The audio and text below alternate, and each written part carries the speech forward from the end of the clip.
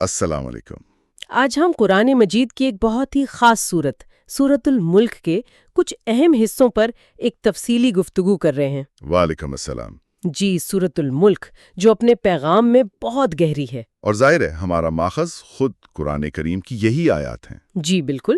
مقصد صرف ترجمہ نہیں بلکہ ان آیات کے پیچھے جو بنیادی پیغام ہیں جی ان کو سمجھنے کی کوشش ہے۔ جی، جیسے اللہ کی حاکمیت یعنی الملک کا کیا مطلب ہے، ہاں، اور یہ زندگی موت اس کا مقصد کیا بتایا گیا؟ اور پھر کائنات میں جو نشانیاں بکھری ہوئی ہیں ان میں کیا سبق ہے ہمارے لیے۔ بالکل، اور آخرکار ہم سب کا انحصار کس پر ہے؟ تو پہلی ہی آیت تبارک الذی بیدہ الملک، بابرکت ہے وہ جس کے ہاتھ میں بادشاہی ہے۔ یہ الملک، یہ تصوری کتنا وسیع لگتا ہے نا؟ بہت وسیع ہے۔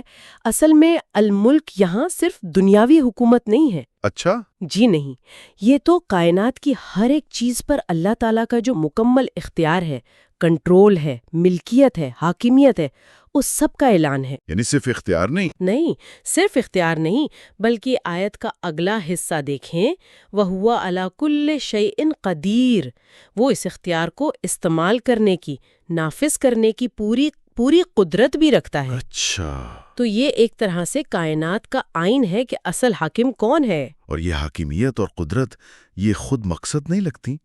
اگلی آیت نمبر 2 فوراً اسے ایک مقصد سے جوڑتی ہے۔ جی بالکل، الذی خلق الموت والحیات لیبلوکم ایکم احسن عملا، جس نے موت اور زندگی کو پیدا کیا تاکہ آزمائے کہ تم میں سے کون بہترین عمل کرنے والا ہے۔ یہ تو پوری زندگی ایک امتحان گاہ بن گئی۔ جی ہاں، یہاں احسن عملہ پر خاص زور ہے، صرف عمل نہیں کہا۔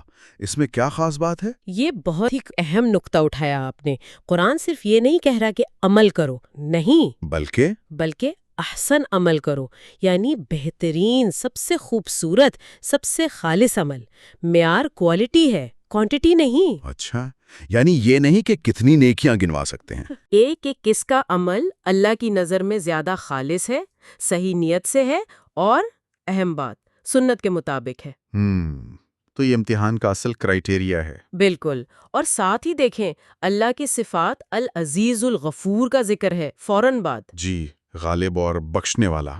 ہاں، یعنی وہ زبردست ہے، امتحان لینے پر قادر ہے، لیکن ساتھ ہی وہ غفور بھی ہے، بہت بخشنے والا اگر کوئی خلوص سے پلٹ آئے۔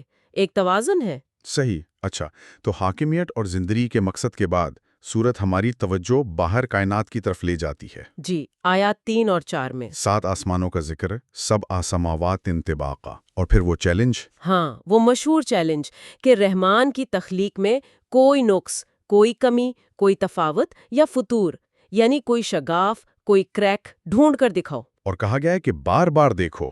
جی، بار بار دیکھو۔ ثم ارجع البصر کرتین، لیکن نتیجہ کیا نکلتا ہے؟ نظر تھک ہار کر ناکام لوٹ آتی ہے۔ ینقلب الیک البصر خاسئا وہو حسیر۔ ہم تو یہ صرف اللہ کی قدرت کا بیان ہے یا اس میں انسان کی اپنی حدود کا بھی کوئی اشارہ ہے؟ میرے خیال میں دونوں باتیں ہیں۔ ایک طرف تو یہ اللہ کی تخلیق کی پرفیکشن، اس کی بے عیب کاریگری، اس کی عظمت کا ثبوت ہے ظاہر ہے۔ کہ جس کی بنائی ہوئی چیز اتنی کامل ہے وہ خود کتنا عظیم ہوگا۔ لیکن دوسری طرف یہ انسان کی محدودیت کا بھی احساس دلاتا ہے کیسے؟ کہ ہماری آنکھیں، ہمارے حواس، ہماری عقل، یہ اس کائنات کی گہرائی اور کمال کا پوری طرح احاطہ کر ہی نہیں سکتے۔ یہ چیلنج اصل میں ہمیں اپنی لمٹس کا احساس دلانے کے لیے ہے، اور خالق کی لامحدود قدرت کے سامنے سر جھکانے کی دعوت۔ بالکل۔ نظر کا تھک کر، ہار کر، عاجز ہو کر لوٹ آنا، یہ اسی حقیقت کا اعتراف ہے۔ اور یہ تخلیق صرف کامل ہی نہیں، خوبصورت بھی ہے۔ آیت 5 کہتی ہے وَلَقَدْ زَيَّنَّا السَّمَاءَ الدُّنْيَا بِمَصَابِيحَ، ہم نے قریب کے آسمان کو چراغوں یعنی ستاروں سے سجایا۔ جی، زینت کا ذکر ہے۔ لیکن فوراً ہی ان ستاروں کا ایک اور بالکل مختلف رول بتایا گیا۔ وَجَعَلْنَاهَا رُجُومًا لِلشَّيَاطِينِ، انہیں شیطانوں کو مار بھگانے کا ذریعہ بھی بنایا۔ جی، یہ تو ایک ہی چیز کے دو بالکل الگ الگ پہلو ہو گئے۔ خوبصورتی بھی اور دفاع یا سزا بھی۔ جی ہاں، اور یہی تو قرآن کا کمال ہے نا، وہ ہمیں چیزوں کے ظاہری اور باطنی، مادی اور روحانی دونوں پہلوؤں پر غور کرنے کی دعوت دیتا ہے۔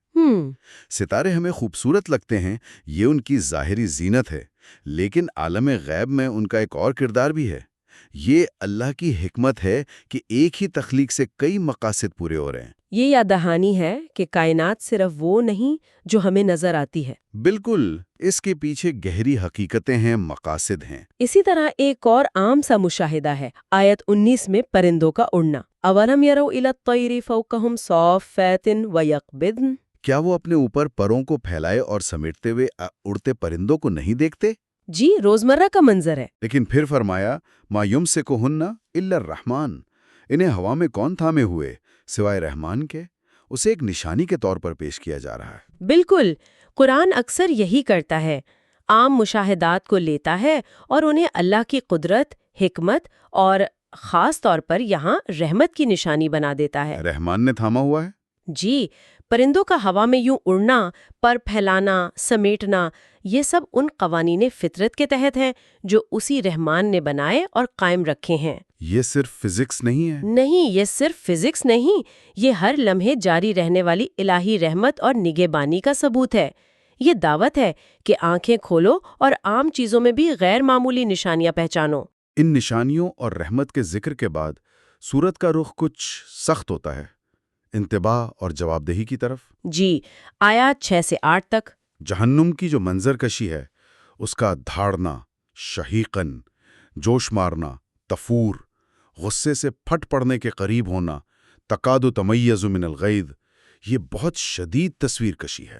بہت شدید ہے۔ یہ کفر اور سرکشی کی سنگینی کو ظاہر کرتی ہے۔ اور پھر وہاں کی جو نگران فرشتے، ان کا وہ سوال الم یأتیکم نذیر، کیا تمہارے پاس کوئی خبردار کرنے والا نہیں آیا تھا؟ یہ سوال، یہ کیوں اتنا اہم ہے؟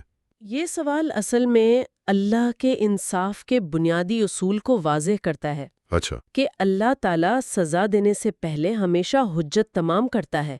وہ نذیر بھیجتا ہے، خبردار کرنے والے، یعنی انبیاء، کتابیں۔ یعنی کوئی اچانک نہیں پکڑا جائے گا؟ جی نہیں، جہنم کی ہولناکی اپنی جگہ، لیکن یہ سوال بتاتا ہے کہ وہاں پہنچنے والے بغیر وارننگ کے نہیں پہنچیں گے۔ انہیں موقع ملا تھا، انہوں نے گما دیا۔ انصاف کا تقاضا یہی ہے کہ سزا سے پہلے تنبیہ ہوئی ہو۔ اور ان کا جواب آیات 9 سے 11 میں وہ اسی بات کی تصدیق کرتا ہے۔ وہ مانتے ہیں، بلا قد جاءنا نذیر فکذبنا، ہاں آیا تھا خبردار کرنے والا، مگر ہم نے جھٹلا دیا۔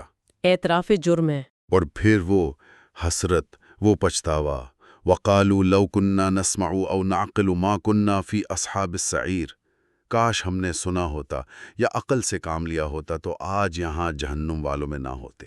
یہ آیت تو دل ہلا دیتی ہے۔ یہاں سننے اور عقل استعمال کرنے کا تعلق جہنم سے بچنے سے براہ راست جوڑ دیا گیا ہے۔ جی، اور یہ بہت ہی اہم تعلق ہے۔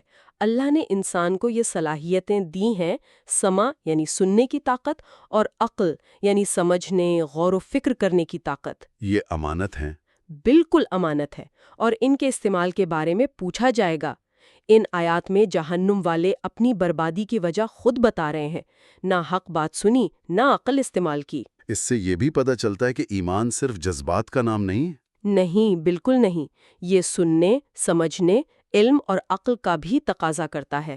ان کا یہ اعتراف اور حسرت اس وقت ہوگی جب وقت گزر چکا ہوگا۔ اسی بات کو آیت 22 کی مثال وہ اور بھی واضح کر دیتی ہے نا؟ یہ وہ مثال جو آپ نے پہلے بھی ذکر کی، ایک شخص جو منہ کے بل اوندھا گرتا پڑتا چل رہا ہے، مکبن علی وجہہ، اور دوسرا جو سیدھے راستے پر صحیح سالم اطمینان سے چل رہا ہے، سویًا علی صراط مستقیم۔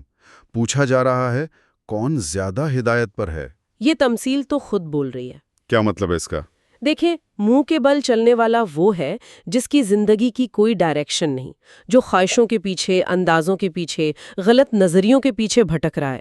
وہی کی روشنی نہیں ہے اس کے پاس، تو وہ ٹھوکریں کھاتا ہے۔ سورج شیری ٹھوکریں کھاتا ہے، گرتا ہے، اٹھتا ہے، مگر منزل پر نہیں پہنچتا۔ اس کے مقابلے میں سیدھے راستے پر چلنے والا وہ ہے جو اللہ کی ہدایت کے مطابق جی رہا ہے۔ ایک واضح مقصد ہے، راستہ صاف ہے۔ یہ ہدایت یافتہ اور گمراہ کی تصویر ہے۔ جی، فرد کی بھی اور معاشرے کی بھی بہت گہری تصویر ہے۔ اس سب کے مقابلے میں آیت 12 ان لوگوں کی بات کرتی ہے جو اپنے رب سے بن دیکھے ڈرتے ہیں، یخشون ربہم بالغیب، ان کے لیے مغفرت اور بڑا اجر ہے۔ یہ غیب میں ڈرنا یا خشیت بالغیب، یہ کیا ہے؟ کیا یہ صرف خوف ہے؟ خشیت صرف ڈر نہیں ہے، یہ اللہ کی عظمت کا احساس، اس کی محبت اور احترام، ان سب سے ملا جلا ایک ڈر ہے، ایک ہیبت ہے۔ اور بالغیب؟ بالغیب کا مطلب ہے یہ دکھاوے کے لیے نہیں ہے، یہ دل کی گہرائی سے ہے، اس وقت بھی جب کوئی دوسرا نہیں دیکھ رہا، تنہائی میں بھی۔ اچھا، یعنی اندرونی تقوی۔ جی، یہ اصل تقویٰ ہے جو انسان کو چھپ کر بھی اللہ کے حکم پر قائم رکھتا ہے۔ یہ ریاکاری کی ضد ہے، اور چونکہ یہ سب سے خالص، سب سے سچی کیفیت ہے، اس لیے اس کا اجر بھی بہت بڑا ہے، مغفرت اور اجر کبیر۔ اور یہ پوشیدہ خشیت اس لیے بھی معنی رکھتی ہے کیونکہ اللہ تو سب کچھ جانتا ہے، چھپا یا ظاہر۔ بالکل، آیت 14 کا وہ سوال، وہ تو جیسے ہر شک کو ختم کر دیتا ہے۔ الا یعلم من خلق، کیا وہ نہیں جانے گا جس نے پیدا کیا ہے؟ کیسے ممکن ہے کہ خالق اپنی مخلوق کو نہ جانے؟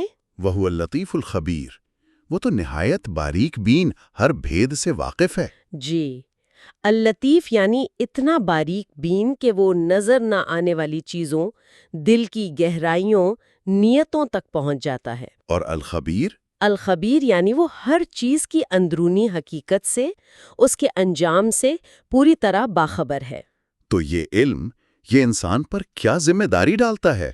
یہ علم کہ اللہ سب جانتا ہے، دلوں کے راز تک، علیم بذات الصدور، یہ انسان کو بہت زیادہ ذمہ دار بنا دیتا ہے۔ مطلب کوئی عمل، کوئی نیت، کوئی سوچ، کچھ چھپا نہیں؟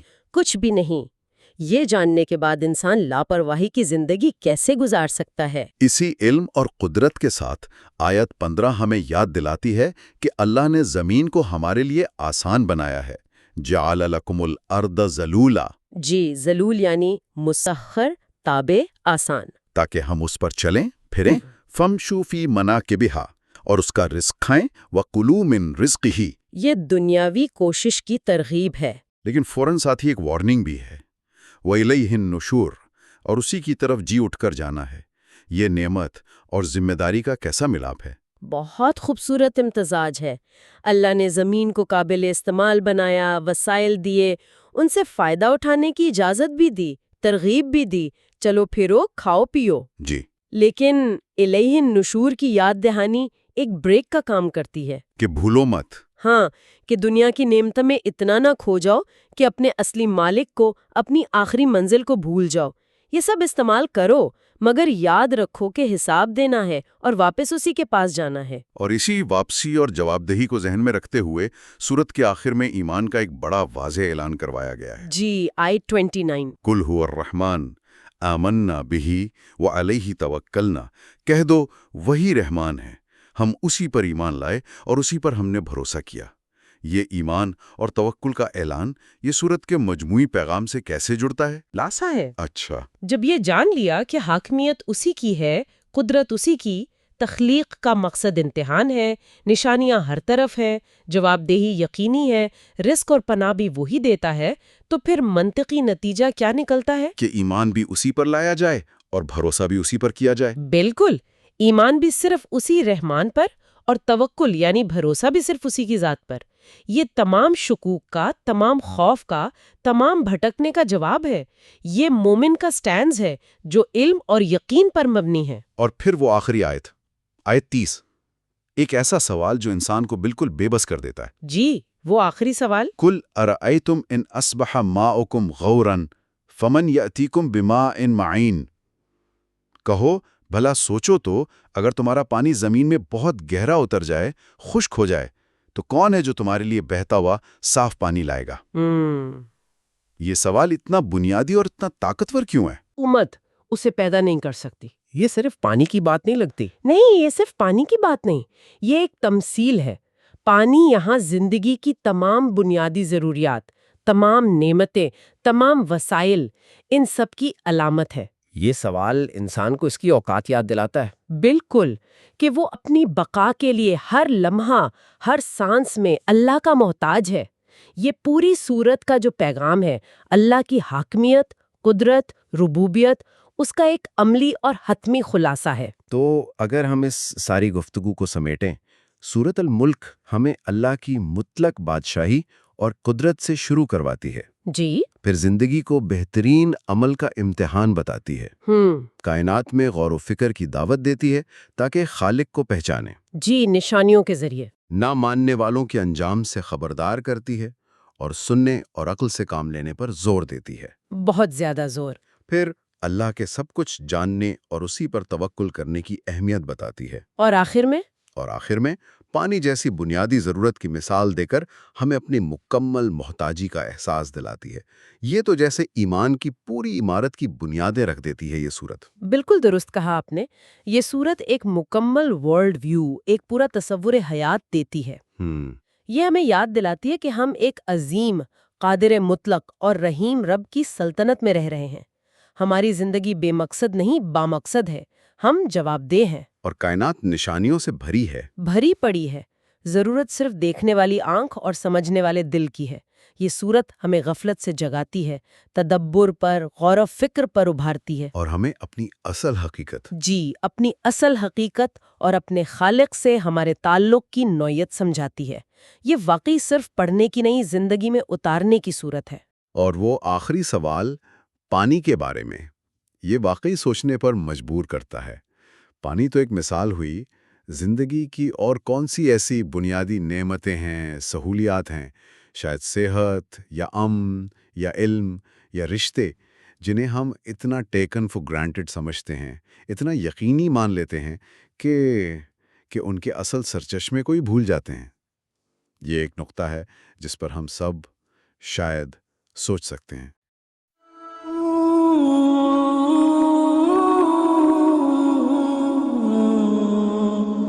Oh